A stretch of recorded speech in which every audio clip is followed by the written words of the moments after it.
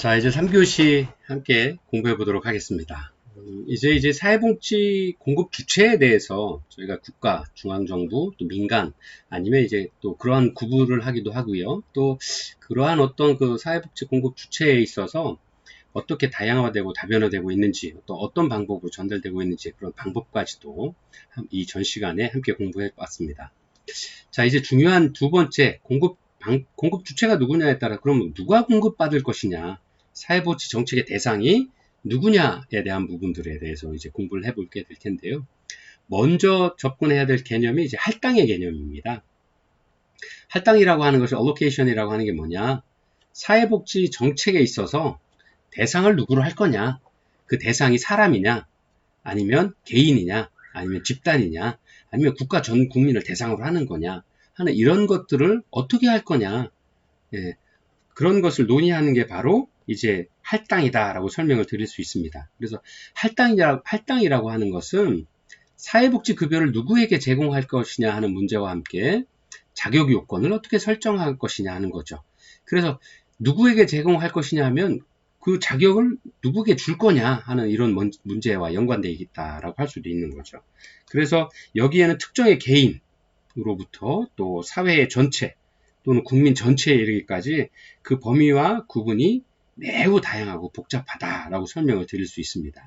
그래서 우리가 이제 우리가 이제 피부로 주변에서 느끼기에도 사회복지 정책들 이러한 코로나로 인해서 국민지원금을 받게 되었죠. 어떤 자영업자들은 또 자영업자 나름대로의 영업 손실보상이나 이런 부분들에 대한 어떤 그 정책 서비스들을 받기도 합니다만, 뭐 그런 부분에 있어서도 과연 누구는 주고 또 누구를 골라서 줄 거냐, 또 누구는 그 제외될 거냐 하는 부분들에 있어서 사회적인 어떤 그 논의들이 많이 이루어지고 있죠. 또 이번에 시행되고 있는 국민지원금 25만원 지원되는 것에 대해서도 현재 초기에서부터 지금까지 정책되어 온 거면 뭐 처음엔 70%만 주겠다 그랬다가 80% 지급하고, 지금 이제 충청남도를 기준으로 보면 천안시를 제외한 나머지 14개 시군에서는 제외되어 있는 12%, 그래서 전 도민에 대해서 전 지자체 산하에 있는 14개 시군들의 그 단체장들께서 모여서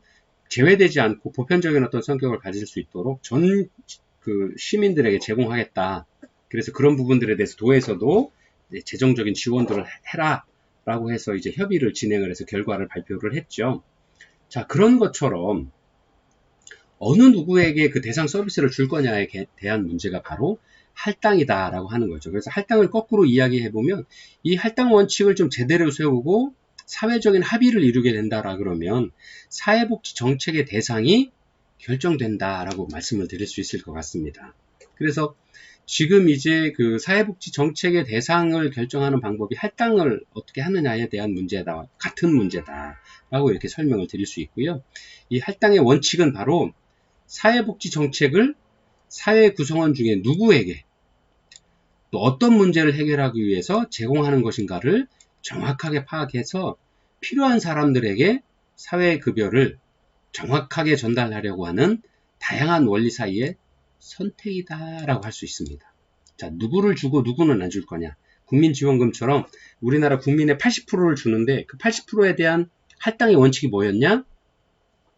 국민건강보험을 얼마를 내고 있느냐 하는 거였죠. 그래서 국민건강보험을 개인별 기준으로 아니면 2인 가족 기준, 뭐 3인 가족 기준, 4인 가족 기준, 5인 가족 기준으로 얼마를 내고 있느냐를 기준으로 적정 할당 원칙에서 정한 기준선 이하면은 지급하고, 그렇지 않으면 제외되는, 선택이 되지 않는 어떤 이런 거죠. 그래서 이런 어떤 기준을 세워놓는 것, 다양한 어떤 기준 사이에 어떤 걸 선택할 거냐 하는 것이 바로 할당의 원칙이다라고 말씀을 드릴 수가 있겠습니다. 그래서 할당의 원칙에 있어서는 전통적인 할당 원칙, 뭐 이렇게 설명을 드릴 수 있는데요. 보편주의와 선택주의다라고 말씀을 드릴 수 있을 것 같습니다. 자, 잘 아는 것처럼 요즘에 이제 뭐 우리나라 정치권에서도 얼마 오래되었죠. 멀리 찾아볼 것도 없고요. 서울시의 시장이셨던, 지금 또 다시 시장으로 선거를 당선이 되셨던 그 오세훈 서울시장도 그 무상급식 문제에 대해서 그런 문제 때문에 또 시장직을 중도에 사퇴하게 되었던 어떤 사례들을 가지고 있죠.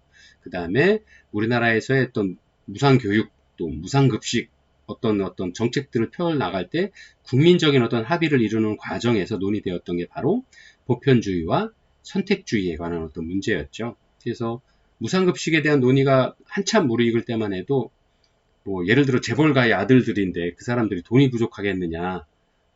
그래서 그런 정말 어려운 사람들한테 무상급식을 해줘야지 그런 아이들은 안 해도 된다라는 뭐 이 어떤 논의에서부터 또 국민이면 누구나 누려야 될 서비스인데 왜 그런 부분들에 대한 구별이 되어야 되느냐에 대한 논의까지 다양한 어떤 사회적인 어떤 의견들이 진행이 되었었고요. 그러한 어떤 과정 중에 사회적인 합의를 통해서 보편적인 어떤 서비스를 진행이 되는 것이 맞다라고 합의를 이루게 되어서 무상급식, 무상교육들이 이루어지게 되었죠. 바로 그러한 어떤 전통적인 할당 원칙이 보편주의와 선택주의다라고 설명을 드릴 수 있습니다. 그래서 보편주의라고 하는 건 사회복지급여가 권리로 인식돼서 사회 구성원 누구나 차별 없이 대상이 될 수 있는 거죠. 그래서 차별성, 낙인이 없죠. 스티그마라고 하는 차별성이 없고 인간 존엄성을 유지할 수 있고 사회 통합에 이바지할 수 있다. 사회 구성원이면 누구나 우리 사회에 대해서 인정하고 사회 구성원으로서 인정되면서 사회 통합을 체감할 수 있는 어떤 그런 혜택이 바로 그런 어떤 할당 원칙이 보편주의다라고 설명을 하고 있고요. 선별주의라고 하는 것은 복지급여가 꼭 필요한 사람들한테만 제한적으로 제공하는 것이 맞다라고 주장하는 어떤 원칙입니다. 그래서 복지급여의 효용성을 상대적으로 극대화할 수 있어서 전체 사회의 비용 효과와 총 효용성을 높일 수 있다. 왜? 필요한 곳에 제한적인 자원을 필요한 곳에 제공함으로써 효율성이나 효과성을 좀 높일 수 있다라고 주장하는 것이 바로 선별주의 할당 원칙이다라고 설명해낼 수 있습니다. 자, 그래서 전통적인 할당 원칙의 보편주의와 선택주의에 대한 설명은 여러분들 교재 102페이지에 잘 나와 있습니다. 한번 같이 보도록 할까요? 표 4-2 보편주의와 선택주의의 특성 비교라고 되어 있죠. 그래서 보편주의는 어떤 특징을 가지고 있는지, 또 선택주의의 특징은 어떤 게 있는지를 좀 보면 보편주의의 가장 큰 특징은 사회 통합과 평등 가치죠. 또 사회적 권리다라고 주장할 수 있는 거죠. 사회복지 서비스에 대한 어떤 정책들에 대한 정책 서비스들이 대신에 선택주의에 있어서는 자선적인 시혜에 대한 어떤 생각들, 그 다음에 복지 자원을 효용하는 데 극대화할 수 있다. 그 다음에 크게 이야기하는 게 한정된 자원들이기 때문에 비용 절감의 효과, 그래서 최소한의 비용으로 최대한의 효과를 내는 어떤 이런 효율성에 있어서는 극대화될 수 있는 어떤 방법이다라고 설명을 하죠. 그런 한계에서는 그런 부분들이 상대적으로 나오죠. 보편주의에서는 비용이 증대될 수밖에 없죠. 그래서 우리나라에서도 지금 국민지원금도 아주 초상위층에 대해서는 좀 25만원 지급하지 않고 하는 어떤 그런 부분들에 있어서 재정적인 한계성을 드러낼 수밖에 없다라는 것이 현실에서의 문제점입니다.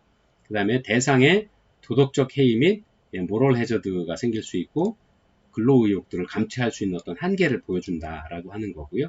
선택주의에서는 대상자가 저분은 이제 그런 어떤 서비스를 받으시는 분이네, 낙인 효과가 생길 수가 있죠. 그 다음에 일반의 사람들과 서비스를 받지 않는 분들과의 어떤 차별성들을 좀 보여줄 수 있다라는 면에서 한계를 좀 보여주고 있습니다. 그래서 지금 이제 우리나라에서도 80%만 지급하고 20%만 지급하지 않는 어떤 이런 부분들이 문제가 생기지만 어떤 이런 부분들의 한정된 재원의 문제, 그 다음에 그 분들과의 사회적인 또 차별성에서의 어떤 부분을 선택할 거냐에 대한 어떤 정치적인 고민들, 사회적인 고민들이 많지 않았나 생각을 합니다. 그 다음에 비판에 대한 여러 가지 어떤 의견들도 있는데요. 선택주의는 자격 요건을 가진 급여 대상자의 선별 과정에 행정비용이 오히려 생길 수 있어서 비용을 증대하는 문제점들이 있다라고 주장을 하고 있고요. 선택주의에서는 모든 사람들에게 동일한 급여를 제공함으로써 오히려 기존의 불평등을 유지시키는 효과를 가지고 있다. 왜? 저소득층이나 고소득층이나 똑같이 일정한 비용들을 나눠줄 수밖에 없기 때문에 오히려 저소득층한테는 큰 어떤 도움이 될 수 있지만 고소득층에게는 어떤 비용적인 어떤 부분에 있어서 효과가 미미하다. 그래서 오히려 그냥 저소득층에 몰아주는 것이 더 사회적인 효과성이 높다라고 하는 어떤 그런 비판적인 어떤 생각들을 가지고 있죠. 예, 그래서 이런 부분들에 대한 특징과 한계점들에 대해서 잘 이해를 하실 수 있는 것이 필요하고요. 이런 것들을 통해서 실제 사회에서는 대다수의 어떤 사회복지 정책들에 있어서의 고민들이 굉장히 많이 이루어지기도 하고요. 또 이런 어떤 정책 결정을 하는데 이런 보편주의와 선택주의의 갈등으로 인해서 오랜 시간 그런 어떤 사회적인 어떤 통합을 저해하는 요인으로 작용을 하기도 합니다. 그래서 필요하지만 둘 다 합리적인 어떤 논의의 비판의 대상이 될 수는 있지만 어느 한쪽이 전적으로 맞다 또는 틀리다라는 생각들은 좀 지양을 하시는 게 좋을 것 같고요. 어떻게 하면 사회적인 통합을 이루어서 그 어떤 사회복지 정책의 효과성을 좀 달성할 수 있는 거에 따라서 그것을 좀 주안점으로 해서 어떤 정책들을 할당의 원칙들을 선택할 것인가에 대한 신중한 접근이 필요하다 이렇게 말씀드릴 수 있을 것 같습니다. 자, 이러한 그 할당의 원칙에 있어서 많은 연구자들이 할당 원칙들을 주장을 하고 있는데요. 첫 번째가 길버트의 할당의 원칙입니다. 귀속적 욕구, 보상, 진단적인 차별, 자산조사에 의한 욕구 이렇게 네 가지로 할당 원칙을 설명을 하고 있는데요. 첫 번째가 귀속적인 욕구입니다. 첫 번째 귀속적 욕구라고 하는 건 우리 사회의 통념적인, 통상적인 규범에 의한 또 기준에 의해서 정의를 하고 있는데요. 특정 거주지나 공통된 욕구를 가진 일정한 규모 이상의 집단에 속해 있는지 여부가 바로 급여 수급 자격 조건이 됩니다.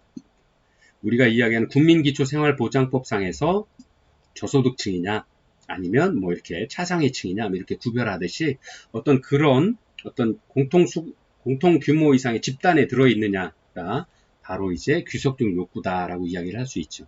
그래서 욕구의 귀속 범위를 좀 넓게 설정한다라고 하면 국적을 보유했느냐 또 따질 수 있고요. 또 거주를 하고 있느냐 없느냐에 따라서 급여 제공의 기준이 될 수도 있죠. 그래서 아니면 지역사회 자체 내에서 하고 있는 거냐에 따라서 천안 시민이냐에 따라서 서비스를 받을 수도 있고 없고도 구별을 할 수 있는 거고요. 또 대한민국 국민이냐에 따라서 급여 대상이 되느냐 안 되느냐 따질 수 있고요. 그래서 이런 귀속적 욕구를 가지고 여러 가지 사회 서비스 정책의 어떤 기준들을 할당 원칙들을 삼는 겁니다. 그래서 그 특정 집단에 수속되어 있는지 없는지가 급여 제공의 기준이 된다라고 설명을 드릴 수 있고요. 두 번째가 이제 보상에 관한 부분들입니다. 보상에 관한 부분들은 어쨌든 사회적으로 혹은 경제적으로 그 급여를 받을 만큼의 어떤 기여나 손실을 겪었냐, 그러한 집단에 속해 있느냐가 바로 급여 수급의 자격 요건이 되는 거죠. 예를 들면 아무래도 쉽게 이해가 되실 것 같아요. 국가유공자제도, 또 사회보험제도. 국가유공자가 되려면 국가보훈처에서 심사하는 국가유공자로서 인증받는 어떤 증서를 받으실 수 있어야 되는 거죠. 그래서 그 증서를 받는 과정에 국가를 위한 어떤 헌신적인 활동들을 했느냐 하는 것들이 판단의 기준이 되죠. 또 사회보험에 있어서도 우리가 이야기하는 4대 보험들, 전 국민을 대상으로 한 보험도 있습니다만 그러한 보험에 가입을 했느냐 안 했느냐, 또 가입을 했으면 개별적인 어떤 개인적인 기여가 있느냐 없느냐 따지게 돼 있죠. 또 인종적으로, 또 종교적 편견으로 인한 피해자들, 또 실업자들, 그리고 도시 이주자 등의 피해자 등과 같이 사회적인 어떤 고통을 당한 자 등은 바로 이런 보상을 받을 수 있는 어떤 부분들로 할당 원칙에 해당이 된다 할 수 있습니다. 세 번째가 진단적인 차별입니다. 급여 수급의 자격을 전문가의 진단이나 판단 등으로 결정할 수 있는 거죠. 예를 들면 장애 등급에 대한 판정, 노인 장기 요양 등급 제도에서의 등급 판정, 이런 것들이 바로 진단적인 차별이다라고 그 할당 원칙을 설명을 들 수 있겠습니다. 그 다음에 마지막으로 네 번째가 길버트 할당 원칙의 네 번째가 바로 자산조사에 의한 욕구입니다. 미닝 테스트라고 하는 건데요.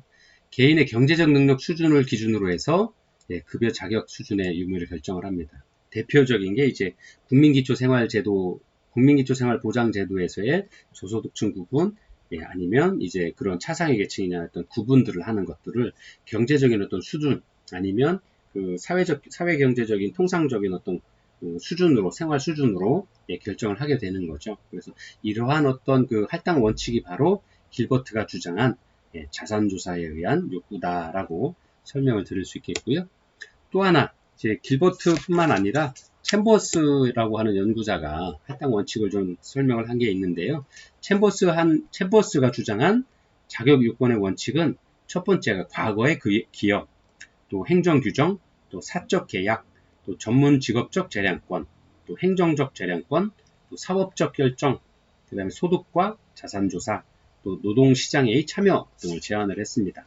앞서 보셨던 길버트의 참여보다도 좀 더 폭넓게, 좀 더 세밀하게 어떤 할당 원칙들에 대한 어떤 기준들을 제공을 하고 있는데요. 그 세세하게 살펴보면 첫 번째가 과거의 기여입니다. 우리가 이때 보통 하고 있는 대부분의 이제 사회보험 제도가 과거의 기여죠. 즉 사회보험들을 가입을 하고 이 사회보험에 대한 혜택들을 받기 위한 것들, 보통 이제 국민연금은 이제 연령이 좀 변하고 있습니다. 60세가 넘으셔야 되죠.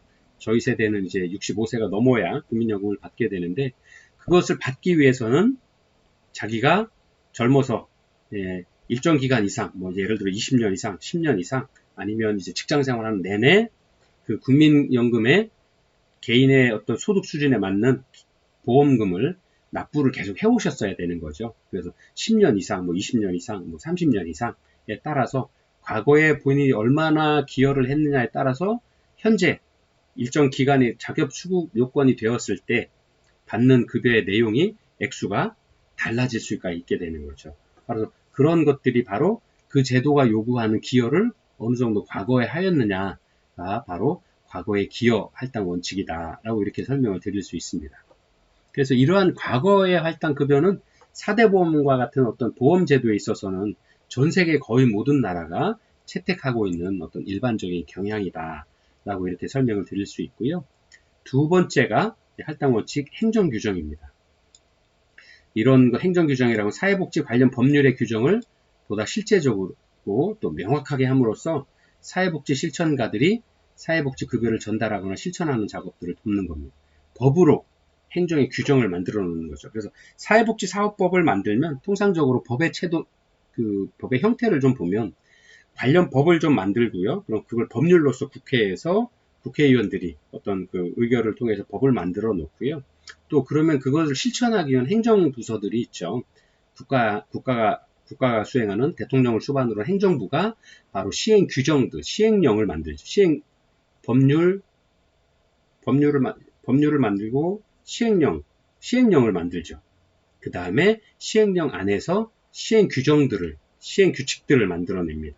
그래서 실제 그 행정부에서 할 때는 법률에 기준한 시행령, 또 시행령에 기준한 시행 규칙에 따라서 좀 더 상세하게 규정들을 세분화해서 그 틈새가 생기지 않도록 세분화하게 만들어서 실제적으로 만들어서 이제 전달하는 어떤 그런 작업들을 하게 되는데요. 바로 그러한 행정 규정이 바로 할당 원칙이 될 수 있다라고 할 수 있는 거죠.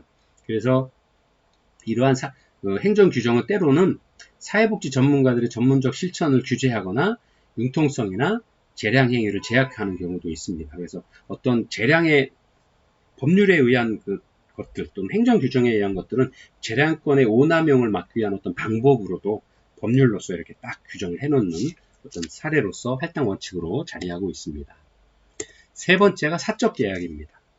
아까 말씀드린 것처럼 민영보험이나 아니면 국가가 그 일반 민간의 어떤 사업체들과 보험사들이나 은행들과 계약을 맺어서 또 국가와의 계약뿐만 아니라 또 이런 민영보험사들은 그 실제 보험의 가입자들로부터 계약을 통해서 이런 사적 계약 등을 통해서 어떤 할당의 원칙들을 지급을 하는 방법이 바로 사적 계약의 원칙이다라고 설명을 드릴 수 있습니다. 그래서 이런 사적 계약에 의해서 공적 급여의 수급을 받을 수 있는 방법으로 좀 이례적인 할당 원칙이 하나기는 하죠. 그래서 대표적인 게 국가에서 지급하는 바우처들이다라고 설명을 드릴 수 있죠. 국가에서 바우처들은 요즘에는 어떻게 하냐면 잘 아시는 것처럼 해당 그 자격을 갖춘 클라이언트에게 직접 지급을 하게 되죠. 그러면 그 클라이언트는 바우처의 사용권에 이용권에 해당되어 있는 서비스들을 제공하는 다양한 기관들에 찾아가셔서 그 기관에서 제공하는 서비스에 만족하면 그 기관과 계약을 하시고 이 바우처를 제출을 함으로써 그 서비스를 이용할 수 있는 거죠. 그러나 클라이언트가 A라는 기관보다는 난 B기관이 더 좋을 것 같아라고 B기관으로 갈 수도 있는 거고, 그것도 아니면 C라는 기관으로 갈 수도 있는 거죠. 그래서 이러한 그 할당 원칙에 있어서 사적인 어떤 계약을 통해서 어떤 서비스를 이용을 하고 그 이용 기관들에서는 개인한테 그 비용을 청구하는 것이 아니라 그 바우처를 발급한 국가의 계약을 통해서 서비스 비용들을 청구를 하게 되는 이런 사적 계약에 의해서 할당하는 서비스 복지 정책들을 할당하는 원칙이 바로 사적 계약에 의한 것이다 라고 말씀드릴 수 있고요. 네 번째가 전문직업적 재량권인데요. 쉽게 할 수 있는 게 이제 의료급여의 수급에서 잘 나타낼 수 있다라고 할 수 있습니다. 의료 서비스에 대한 수혜는 전적으로 의사들의 전문적인 진단과 처방에 의해서 제공되기 때문이죠. 이러한 것들이 바로 전문 직업적인 재량권이다라고 설명을 드릴 수 있습니다. 그래서 사회복지 정책 급여의 많은 부분이 직접적인 어떤 보다 비화폐적인 서비스가 많고 또 그러한 어떤 원인에 의해서 전문적인 재량권에 의해서 할당될 소지가 많다라는 부분들이 바로 이런 전문 직업적 재량권에 의한 할당 원칙이다라고 설명을 드릴 수 있습니다. 그리고 다섯 번째가 행정적인 재량권입니다. 행정적인 재량권에 의한 할당 원칙의 예는 긴급 지원 상황에서 현물 또는 현금 지급 신청자에 대해서 담당 행정가가 직접 현장에 나가셔서 재량권을 부여를 하는 거죠. 그래서 이분은 현장에 나가서 현장 조사를 해보았을 때 현금보다는 현물적인 어떤 서비스를 이용하시는 게 좋겠다. 아니면 이분은 당장 급하니 현금을 드려야 된다라는 어떤 이런 판단을 현장에서 행정적인 재량권을 위임받은 행정가가 할 수 있다.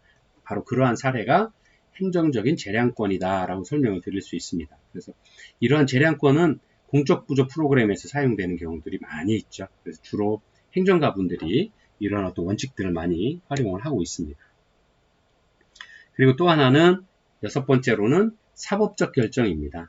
어떤 사회복지 정책이 오랫동안 시행되어 왔던 많은 국가나 어떤 그런 기관들에 있어서는 이러한 어떤 그 판단들에 대한 어떤 결정들이 다양한 분쟁과 갈등이 발생할 수도 있고요. 또 이러한 분쟁과 갈등에 대한 해결 방법으로 우리는 어떤 행정심판이나 아니면 법적인 어떤 소송이나 쟁리를 통해서 결정을 하게 되는 경우들이 많죠. 그래서 결론적으로는 사법적인 어떤 그 결정들을 받아서 그 분쟁을 결정짓게 되는데요.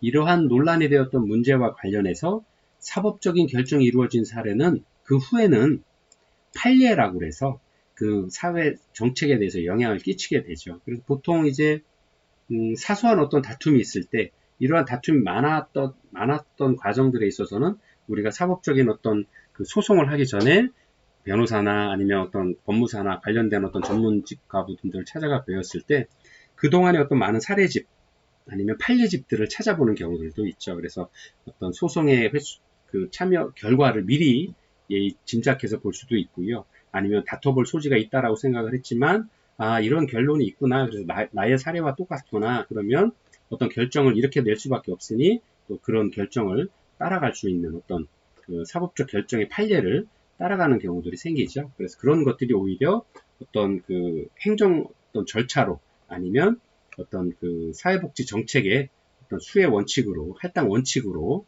자리매김할 수 있게 됩니다. 그래서 이런 결정이 바로 사법적 결정에 의한 할당 원칙이다 라고 이렇게 설명을 좀 드릴 수 있고요.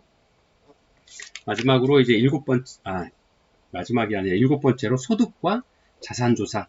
아까 이제 길버트의 예에서 나왔던 것처럼 인컴과 미닝 테스트의 나의 소득이 얼마인지에 따라서 중위소득인지 하위소득인지 이런 것들을 구별을 해서 내가 받을 수 있는 사회복지 정책들을 할당을 받을 수 있는 거고요. 또 내가 가지고 있는 자산조사에 의해서 얼마만큼의 사회복지 정책 서비스들을 대상으로 받을 수 있는지를 대상으로 선정될 수 있는지에 대한 어떤 판단을 할 수 있는 거죠. 그래서 소득과 자산조사에 의한 자격요건의 결정은 특정한 사회에서 충족되는 욕구의 기준선을 인정을 해야 되는 경우입니다.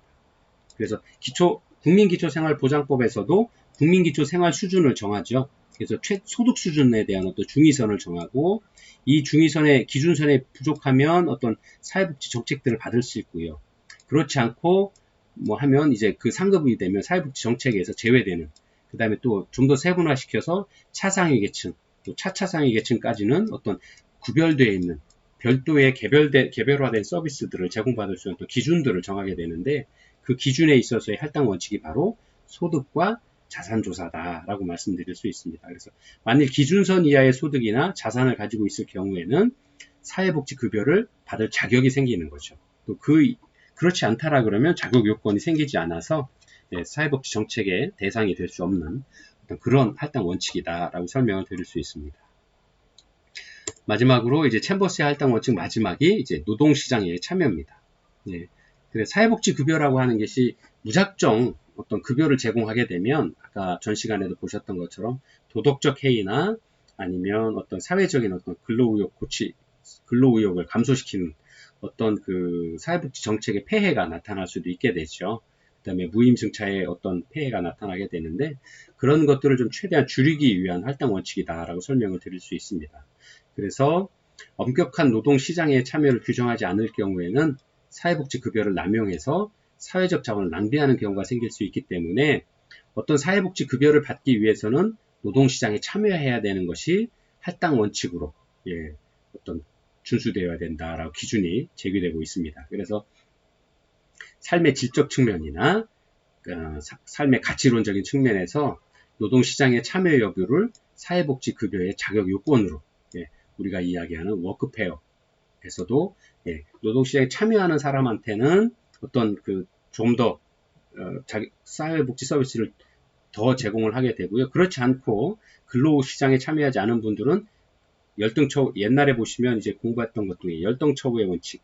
우리나라에서는 요즘에는 이제 최소 국민기초생활보장선에서 정한, 국민기초생활보장법에서 정한 기초생활 수준 능력에서에만 서비스를 제공받을 수 있게 되는 거죠. 그렇지만 노동시장에 참여하게 되면 참여하게 됨으로써 또 다른 어떤 사회복지 서비스들을 제공받을 수 있는 자격 요건으로, 기준으로 삼는 것이다 라고 설명을 드릴 수 있습니다. 자, 이런 할당 원칙, 사회복지 서비스를 대상으로 나눌 때 할당 원칙의 어떤 부정적인 효과들도 가지고 있습니다. 물론 이러한 할당 원칙을 가지고 사회복지 서비스 대상을 구별을 함으로써 필요한 한정적인 자원을 효과적으로 사용하고 있는 어떤 부분들, 어떤 효율성, 효과성, 긍정적인 어떤 효과를 담보할 수 있다라고 할 수 있지만 그렇지 않고 할당을 하게 됨으로써 또 구별하게 됨으로써 부정적 효과도 발생을 하게 되는데요. 그 대표적인 게 바로 낙인과 소외다라고 설명을 드릴 수 있습니다. 낙인이라고 하는 스티그마라고 할 수 있는데 일종의 심리사회적인 현상입니다. 내가 무가치한 사람, 나는 누군가의 도움을 받지 않으면 스스로 자립할 수 없어 라고 하는 어떤 그런 심리사회적인 어떤 부정감들을 갖게 되는 거죠. 또는 사회적으로 나는 인정받지 못하는 사람이야. 아니면 나는 무가치하고 보잘것없는 사람이야. 그리고 다른 사람들이 저 사람들은 사회복지 대상자네, 저소득층이네, 저 사람들은 우리와 달라 라고 하는 어떤 이런 낙인 효과를 받을 수 있다라는 거죠. 그래서 요즘에 이런 어떤 낙인 효과를 줄이기 위해서 서류도 많이 바뀌었죠. 이력서에도 이제 뭐 자기 가정생활 이런 거 가족 구성원도 쓰고 싶으면 쓰지만 그런 것 심하게 요구하지 않죠. 그 다음에 저희 어렸을 때만 해도 학교 다니면 이제 생활기록부를 쓸 때 아버지의 학력, 어머니의 학력, 우리 가족의 경제 상황 정도, 집은 자가인지 전세인지 뭐 임대주택인지 뭐 월세인지 이런 것까지 다 기록을 조사를 하도록 하고 기록으로 남겼었어요. 근데 이런 것들이 잘못하면 어떤 사회복지 정책으로 받게 되는 어떤 서비스에서 낙인 효과를 줄 수 있고 또 그것을 담당하고 있는 선생님들이나 그런 부분들에 대해서 보이지 않는 어떤 차별을 당할 수 있어서 또 소외를 당할 수 있기 때문에 이제 그런 것들에 대해서는 다 서류상으로도 없애고 또 개인이 어떤 사회 직장을 구하기 위해서 이력서를 제출할 때도 개인에 대한 어떤 필요한 부분들을 뺀 나머지 부분들에 대해서는 기록을 요구하지 않도록 이런 것들을 많이 이제 사회 변화로 그렇게 정착되어 가고 있죠. 그래서 이런 부분들도 바로 이러한 사회복지 정책에서의 똑같은 원리로 부정적인 효과로 작용하고 있기 때문에 그런 부분들에 대한 어떤 세심한 배려가 필요하다라고 말씀드릴 수 있을 것 같습니다. 또 낙인과 소외는 이렇게 낙인에 의해서 이어지는 어떤 효과다라고 설명을 드릴 수 있는데요. 사회복지정책 자격 요건과 관련해서 자신이 살고 있는 사회에서 주류 흐름에서 배제되는 것 같은 어떤 주관적인 어떤 생각들, 나는 따로 소속되지 않고 떨어져 있는 것 같아 라는 어떤 그런 어떤 심리적인 기제가 바로 소해다라고 설명을 드릴 수 있고요. 이러한 어떤 낙인과 소해가 할당이 주는 어떤 부정적인 효과의 하나다라고 하는 겁니다. 두 번째가 급여의 목표 이탈인데요. 원래 이제 어떤 이런 아동수당의 예를 좀 들어볼까요? 아동수당은 원래 처음에는 빈곤한 가정에서 어떤 생활이 어렵기 때문에 아동을 건강하게 키우는데 부담이 되기 때문에 아동을 위한 어떤 그 서비스 아니면 아동의 어떤 보육이나 보육을 위한 어떤 전적으로 보육을 위한 어떤 그 사용을 목적으로 수당을 만들었는데요. 이러한 아동수당을 지급받고 있음에도 불구하고 그냥 가족 전체에 대한 어떤 경제적 활용 방안으로 활용되는 급여가 본래 목적대로 활용되지 않고 다른 어떤 목적과 함께 사용되고 있다 하는 어떤 의미에서 급여의 목표 이탈이다라고 설명을 하고 있습니다. 그래서 예상하지 못했던 상황들을 당초에 설정했던 정책 목표를 이루지 못하고 그 외에 어떤 다른 예상하지 못한 상황이 발생하는 경우가 바로 급여의 목표 이탈이다라고 설명을 드릴 수 있고요. 세 번째가 과다 이용 또는 과대 이용이다라고 말씀드릴 수 있습니다. 증복 의료 서비스 이용들, 우리나라 이제 노인분들이 어떤 병원에 어떤 쇼핑하는 어떤 진료 쇼핑 다니시는 것처럼 어떤 그런 부분들. 왜? 본인이 내는 의료 비용이 부담이 적기 때문에. 만약에 본인이 병원 갈 때마다 한 번에 10,000원씩 낸다라 그러면 보험 혜택을 받지 않고 10,000원씩 받는다 그러면 한 병원에 가서 진료를 받고 그 병원에서 전문가가 이야기하는, 의사가 이야기하는 부분대로 처방에 따르시겠죠. 근데 그렇지 않고 들려오는 다양한 서비스, 다른 어떤 사회복지 의료기관을 이용하는 사람들이 거긴 좋다더라 하면 A병원도 가고 B병원도 가고 C병원도 가고 D병원도 가죠. 왜? 의료보험을 통해서 아니면 사회복지 정책 서비스를 이용하다 보니 비용이 줄어들어서 내가 개인이 내는 비용이 크게 나한테 부담되지 않기 때문에 다양한 의료 서비스들을 중복적으로 과대하게 이용을 하는 거죠. 그러나 실제적으로는 개인이 부담하지 않는 것 뿐이지 사회의료보험공단에서는 매 기관마다 비용들을 중복해서 발생을 해서 지급을 하게 되는 거죠. 그래서 전체적인 어떤 정책의 정책의 흐름에서 보았을 때는 당초 예상했던 비용보다도 훨씬 많은 또 훨씬 큰 비용들을 이용하게 되거나 하는 부분들이 있다라는 거죠. 그래서 이런 부분들이 바로 폐해로서 과다 비용, 과다 이용이다라고 설명을 하고 있고요. 또 네 번째가 이제 근로의욕의 저하입니다. 일반적으로 사회복지 정책이라고 하는 건 납세자나 또 급여 수급자 모두의 근로의욕에 영향을 미치는데요. 어떤 이제 이런 얘기죠. 내가 그 국민기초생활보장법상에서 받는 혜택으로 내가 나가서 열심히 일해도 200만 원 버는데 서비스를 사회복지 정책을 받아서 그 사회복지 정책 급여를 받아도 한 200만 원 받게 돼요. 그러면 내가 굳이 나가서 일할 필요가 있어 힘들게? 그냥 집에서 나 어려워요. 일 안 하고 있어요. 그리고 생활도 어려워라고 얘기하는 게 더 낫지. 예. 물론 그렇지 않은 사람이 더 많습니다만 이런 사회복지 정책의 폐해로서 그런 근로의욕의 저하를 가져오는 경우들도 생길 수 있다라는 겁니다. 그래서 이러한 어떤 작용 요건에 있어서의 어떤 여러 가지 제한을 두기도 하고는 있습니다만 그래도 개인이 가지고 있는 어떤 가치관이나 사회경제적인 어떤 상황들에 따라서 이러한 어떤 근로의욕의 저하를 가져오는 경우도 부정적인 효과로 나타나고 있다라는 부분들이고요. 마지막으로 다섯 번째가 세대 의존의 연속입니다. 세대 연속적으로 의존되는 부분들입니다. 빈곤의 악순환 같은 거죠. 아까 말씀드린 대로 사회복지 급여의 수혜계층의 대상이 혹독한 사회에서 부모 세대에서부터 자녀 세대에 이르기까지 그 어떤 문제점들이 계속 이어지는 거죠. 빈곤의 예를 좀 들면 우리가 이야기하는 빈곤의 악순환인 거죠. 가난하기 때문에 일정 소득 수준 이하기 때문에 어떤 우리 아이를 좀 좋은 교육, 아이가 원하는 어떤 발전할 수 있는 교육들을 시키지 못하고 또 그러다 보니까 좀 더 좋은 대학이나 좋은 어떤 교육 방법, 교육 기회를 가질 수 없게 되고 그러한 환경에 있다 보니 좋은 직장을 못 가지게 되고 또 좋은 직장이 없다 보니 또 좋은 어떤 일자리나 또 그런 결과가 없기 때문에 좋은 재산을 축적하지 못하고 이런 것들이 악순환되는 또 이것이 세대별로 이어져서 순환되는 어떤 세대가 연속적으로 의존할 수밖에 없는 이런 과정들이 그 할당 원칙에서의 부정적인 효과로 나오고 있다라고 하는 부분들입니다. 그래서 이러한 어떤 그 부정적인 효과까지도 잘 고민을 해서 우리가 사회복지 정책의 대상을 선정을 할 때 또는 할당 원칙을 좀 세울 때 지역사회의 특성에 맞고 지역사회의 어떤 클라이언트의 욕구에 맞고 또 사회나 그 국가가 가지고 있는 재정적인 어떤 경제적인 어떤 변화의 흐름 속에서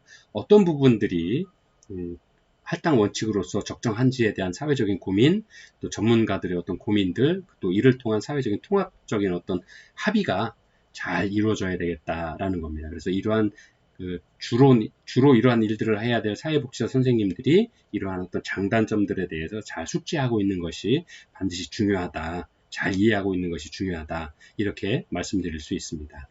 자, 이렇게 해서 오늘 그 5주차 수업을 마치고요. 다음 주에는 사회복지 급여와 전달 체계에 대해서 함께 공부해 보도록 하겠습니다. 긴 시간 수고 많으셨습니다.